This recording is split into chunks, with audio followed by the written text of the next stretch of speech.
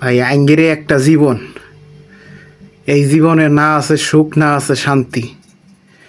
ফ্যামিলিতে টাকা দিলে ফ্যামিলি ভালো, না দিলে কেউ ভালো নয়।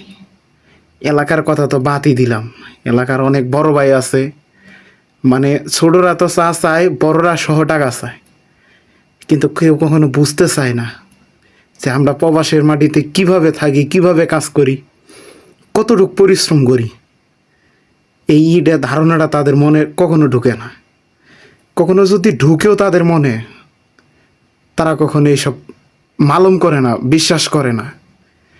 অনেকবার অনেকভাবে অনেক করে বোঝানো হয়েছে। প্রত্যেকটা ফ্যামিলি, প্রত্যেকটা মানুষ অনেক অনেক স্বার্থপর ভাই। প্রবাসীর দুঃখ কেউ বোঝে না। 8 ঘন্টা এর তো পার্মানেন্ট ডিউটি থাকে, এর সাথে 17 ঘন্টা 18 ঘন্টার মধ্যে ডিউটি করে এসে পাক করে খাইয়ে দাইয়ে ঘুমাইতে যাওয়ার লাগে। এত কষ্ট করার পরও যদি বাড়ি থেকে আবুল তাবুল উল্টাপাল্টা কথা শোনা লাগে, এই জীবন দিয়ে কী হইব ভাই? এই জীবনের কোনো মূল্য নাই। কারণ যাদের জন্য এত কষ্ট, এত কিছু কর্ম, তারাই দিন শেষে ভুলে যায়। সবাই ভালো থাকবেন, সুস্থ থাকবেন, আমাদের জন্য দোয়া করবেন। আসসালামু আলাইকুম।